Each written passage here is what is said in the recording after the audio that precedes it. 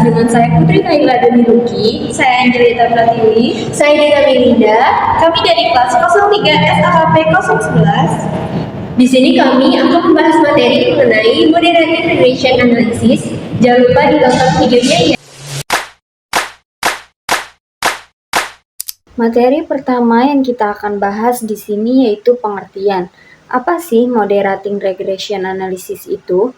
Moderating Regression Analysis atau MRA adalah teknik statistik yang digunakan untuk menguji apakah pengaruh variabel independen atau bebas terhadap variabel dependen atau terikat dipengaruhi oleh variabel lain yang disebut variabel moderasi. Variabel moderasi sendiri adalah variabel bebas yang dapat memperkuat atau memperlemah hubungan antara variabel bebas yang lain terhadap variabel terikat. Lanjut ke materi selanjutnya, yaitu tujuan. Tujuan utama dari Moderating Regression Analysis atau MRA ini adalah untuk menguji dan memahami bagaimana dan sejauh mana variabel moderasi mempengaruhi hubungan antara variabel independen dan dependen.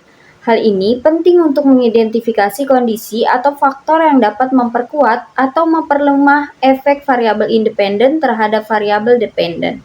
Selanjutnya yaitu fungsi-fungsi. Terdapat 3 fungsi. Yang pertama, mengidentifikasi interaksi. MRA membantu dalam mengidentifikasi interaksi antara variabel independen dan variabel moderasi, sehingga dapat memahami dinamika hubungan yang lebih kompleks antara variabel-variabel tersebut. Yang kedua, mengevaluasi efek konstekstual. Dengan MRA, peneliti dapat mengevaluasi bagaimana konteks atau kondisi tertentu yang dipresentasikan oleh variabel moderasi mempengaruhi hubungan antara variabel independen dan dependen. Dan fungsi yang terakhir yaitu meningkatkan akurasi model. Dengan memasukkan variabel moderasi, model regresi dapat menjadi lebih akurat dalam memprediksi hubungan antara variabel karena mempertimbangkan faktor tambahan yang mempengaruhi hubungan tersebut. Metode MRA.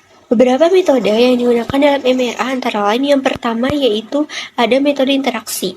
Metode ini melibatkan penambahan variabel interaksi, jadi perkalian antara variabel independen dan juga variabel moderasi ke dalam model regresi. Persamaan regresi yang digunakan adalah Y sama dengan A ditambah B1 dikali X1 ditambah B2 dikali X2 ditambah B3 dikali X1 X2, di mana X1 adalah variabel independen dan X2 adalah variabel moderasi, dan X1 X2 adalah interaksi antara keduanya. Yang kedua yaitu ada metode selisih mutlak. Metode ini melibatkan perhitungan selisih mutlak antara variabel independen dan juga variabel moderasi, yang kemudian dimasukkan sebagai variabel baru dan model regresi. Metode ini digunakan untuk menguji apakah perbedaan antara variabel independen dan moderasi mempengaruhi variabel dependen. Selanjutnya itu ada metode MRA yang ketiga, yaitu ada metode residual. Metode ini menggunakan konsep lack of fit, jadi di mana hipotesis moderasi jika diterima dan terdapat ketidakcocokan dari deviasi residual model regresi. Metode ini lebih kompleks dan digunakan ketika metode interaksi dan selisih mutlak tidak memberikan hasil yang memadai. Lanjut, persamaan regresi moderating. Variabel moderating, variabel yang memperkuat atau memperlama pengaruh variabel bebas terhadap variabel terikat. Di sini ada contoh judul, yaitu ada pengaruh religiositas terhadap kepatuhan WPOP dengan kewajiban moral sebagai pemoderasi. Selanjutnya yaitu ada hipotesis. Yang pertama yaitu ada religiositas berpengaruh terhadap kepatuhan WPOP. Yang kedua yaitu ada kewajiban moral berpengaruh terhadap kepatuhan WPOP. Dan yang ketiga yaitu ada kewajiban moral memoderasi pengaruh religiositas terhadap kepatuhan WPOP. Selanjutnya, menentukan persamaan regresi moderating. Kita akan buat rekapitulasi data dari data yang telah disediakan. Data yang sudah disediakan di sini yaitu X1, X2, dan Y. Pertama, kita akan mencari X3, yaitu dengan mengalihkan antara X1 dan X2. Selanjutnya, mencari X1 kuadrat dengan mengkuadratkan X1. Contoh, di X1 pertama itu memiliki nilai 8, jadi 8 kali 8 sama dengan 64. Begitupun seterusnya sampai dengan X3 kuadrat. Selanjutnya yaitu X1Y. Kita bisa menentukannya dengan mengalihkan X1 dengan Y. Begitupun dengan X2Y dan X3Y. Cara menentukannya yaitu mengalihkan X2 dengan Y dan X3 dengan Y. Selanjutnya X1, X2. Cara menentukannya yaitu dengan mengalihkan X1 dengan X2. Cara menentukan X1, X3, dan X2, X3 juga sama ya. Kita mengalihkan X1 dengan X3 untuk menentukan X1, X3, dan mengalihkan X2 dengan X3 untuk menentukan X2, X3. Lalu kita akan menjumlahkan nilai dari masing-masingnya, seperti jumlah X1 adalah 63, X2 adalah 50, X3 adalah 336, dan seterusnya. Setelah membuat rekapitulasi data, kita akan menentukan persamaan regresi moderating. Seperti yang dilihat, kita akan memindahkan jumlah dari beberapa data yang tadi kita sudah cari. N di situ adalah jumlah data, di mana kita punya 10 data di sini, jadi kita tulis 10 untuk nilai N. Selanjutnya, sigma X1 adalah jumlah dari nilai X1 yaitu 63, sigma X2 50, sigma X3 336, dan seterusnya dengan menggunakan matriks 4x4. Setelah semua sudah dipindahkan, kita akan menentukan matriks determinan dengan menulis kembali angka-angka yang tadi sudah kita tulis dan menghitungnya menggunakan rumus sama dengan MD-term. Selanjutnya yaitu di sini ada determinan A1, determinan A2, determinan A3, dan juga determinan A4. Dari determinan A1 itu angka-angkanya dari kolom pertama itu ada 72, 474, 380, 2640.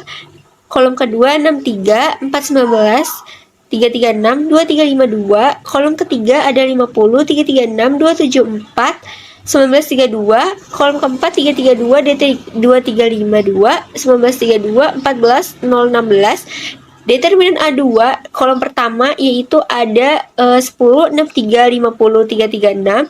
Kolom kedua ada 72, 474, 380, 2640. Kolom ketiga 50, 336, 274, 1932. Kolom keempat ada 336, 2352, 1932, dan 14, 016. Determinan A3 kolom pertama yaitu ada 10, 63, 50, 336. Kolom kedua ada 63, 419, 336, 1952. Kolom ketiga ada 72, 474, 380, 2640. Dan kolom keempat ada 336, 2352, 1932, 14, 016. Determinan A4 itu ada kolom pertama yaitu ada 10, 63, 50, 336. Kolom kedua ada 63, 419, 336, 1952. Kolom ketiga ada 50, 336, 274, 1932. Kolom keempat ada 72, 474, 380, dan 2640. Selanjutnya yaitu di sini ada A sama dengan determinan A1 dibagi dengan determinan A. Jadi ini adalah hasil dari determinan A1. Jadi hasil dari determinan A1 ada 15,456 dibagi dengan hasil dari determinan A itu 20,016. Jadi hasilnya 0,77. B1 itu sama aja kayak yang tadi. Hasil dari determinan A2 dibagi dengan determinan A itu adalah 17,856 dibagi dengan 20,016 itu ada sama dengan kayak 0,90. B2 juga sama, determinan A3 dibagi dengan determinan A itu ada 7104 dibagi dengan 20,016 itu hasilnya 0,35. B3 juga sama, determinan A4 dibagi dengan determinan A. Jadi determinan A4 itu minus 576 dibagi 20,016. Jadi hasilnya minus 0,03. Di sini juga ada rumusnya, maka Y sama dengan A ditambah B1 dikali X1 ditambah B2 dikali X2 ditambah B3 dikali X3. Y sama dengan hasil dari A kan 0,77, jadi masukin aja 0,77 ditambah 0,90 dikali 1 ditambah 0,35 dikali 2 terus dikurangi. Kenapa dikurangi? Karena hasil dari B3 itu adalah minus. Jadi makanya di sini adalah berkurang 0,03 dikali 3. Jika di X1 dinaikkan sebesar 1 unit, maka variabel Y akan meningkat sebesar 0,90 pada konstanta 0,77. Jika X2 dinaikkan sebesar 1 unit, maka variabel Y akan meningkat sebesar 0,35 pada konstanta 0,77. 2. Menentukan korelasi ganda, di mana dapat kita lihat pertama di kolom X1 baris pertama yaitu angka 8, lalu di kolom X2 baris pertama yaitu 7, lalu di kolom X3 baris pertama yaitu 56, lalu di kolom Y baris pertama yaitu 9, lalu di kolom Y pret baris pertama 8,74, lalu di kolom Y dikurang Y pret baris pertama yaitu 0,26 yang dihasilkan dari Y9 dikurangi Y pret 8,74. Lalu di kolom Y dikurangi Y pret pangkat 2 baris pertama yaitu 0,07 yang dihasilkan dari 0,26 yang dipangkatkan dan hasilnya dibulatkan menjadi 0,07. Lalu di kolom Y dikurangi Y bar baris pertama yaitu 1,8 yang dihasilkan dari 9 dikurangi 7,2, di mana 7,2 ini merupakan hasil dari penjumlahan Y. Dan yang terakhir, kolom Y dikurangi Y bar pangkat 2 baris pertama yaitu 3,24 yang dihasilkan dari 1,8 pangkat 2.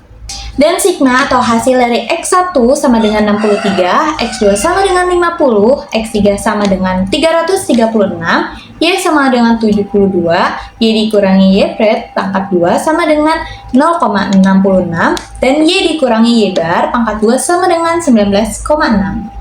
Lanjut, A koefisien korelasi ganda, di mana rumusnya yaitu R kuadrat sama dengan 1 dikurangi jumlah kuadrat selisih antara nilai aktual Y dengan nilai prediksi Y pret per jumlah kuadrat selisih antara nilai aktual Y dengan nilai prediksi Y pret sama dengan 1 dikurangi 0,66 per 19,6 sama dengan 1 dikurangi 0,33 sama dengan 0,97. Lalu B, koefisien determinasi atau KD, di mana rumusnya yaitu KD sama dengan R kuadrat dikurangi P dalam kurung 1 dikurangi R kuadrat per N dikurang P dikurangi 1, sama dengan 0,97 dikurangi 3 dalam kurung 1 dikurangi 0,97 per 10 dikurang 3 dikurang 1 sama dengan 0,95. C, standar error atau SE, yaitu SE akar jumlah kuadrat selisih antara nilai aktual Y dengan nilai prediksi Y pret per N dikurang K sama dengan akar 0,66 per 10 dikurang 4 sama dengan 0,33. D, standar error regresi, yaitu SB sama dengan SE atau standar error per D dalam kurung A dikali K11 maka akan menghasilkan K11 dalam kurung A1 yaitu di baris pertama 72, 63, 50, 336 dan di baris-baris selanjutnya seperti yang ada di gambar tersebut.